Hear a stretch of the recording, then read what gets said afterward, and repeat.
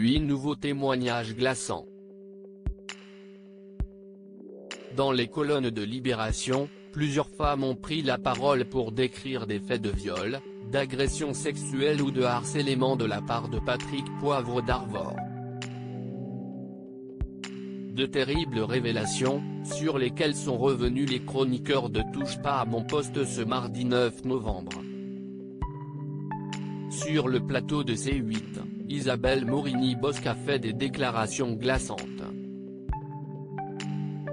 Vous aurez d'autres jeunes femmes qui vont sortir du placard, qui vont témoigner, parce qu'effectivement il y a des lourdeaux et des gens à part et Pipidiaï est quelqu'un d'à part, a commencé la journaliste, avant d'expliquer la réaction qu'elle a eue face à l'ex-présentateur du 20h de TF1, alors seul, non, parce que je me suis méfié dès le début. Mais pour les dîners, toujours quand c'était plusieurs. Moi je m'en sors par des boutades à chaque fois. Les femmes comme moi, rapidement, ne l'intéressent plus et ça a été le cas. Et en plus on avait une telle relation de boulot qu'il ne pouvait pas. Isabelle Morini-Bosc a ensuite expliqué la rencontre de l'une de ses collègues avec Pipidiaï.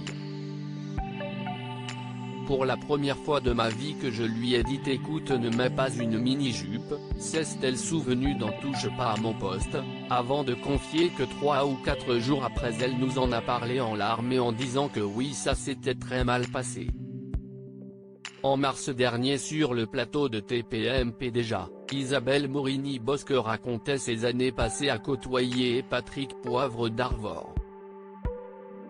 Il faut vous attendre à recevoir des dizaines de nouveaux témoignages. Parce que ces témoignages ils existent, prévenait-elle. Moi-même, j'ai eu des témoignages de plusieurs camarades, à TF1 ou pas, qui m'ont raconté. On a eu une journaliste AVSD qui s'est plaint de lui parce qu'elle avait été traumatisée, parce qu'elle était en adoration devant lui. Donc oui, quand la jeune fille l'émoustillait, il pouvait avoir des gestes très mal interprétés. Il pouvait être très pressant. Pipidiaï dénonce une tentative de contournement médiatique d'une décision judiciaire auprès de Libération, ce sont donc 8 femmes dont 7 à visage découvert, qui ont pris la parole pour dénoncer les agissements de Pipidiaï. Patrick Poivre d'Arvor a été contacté par le journal, à qui il a rappelé qu'une décision de justice favorable lui avait été donnée. Il dénonçait la publication de cet article en parlant de tentative de contournement médiatique d'une décision d'ordre judiciaire qui, lui, semble regrettable, inquiétante et dangereuse. L'enquête préliminaire ouverte après la plainte de Florence Porcel a été classée sans suite il y a quelques mois car la quasi-totalité des faits dénoncés étaient prescrits.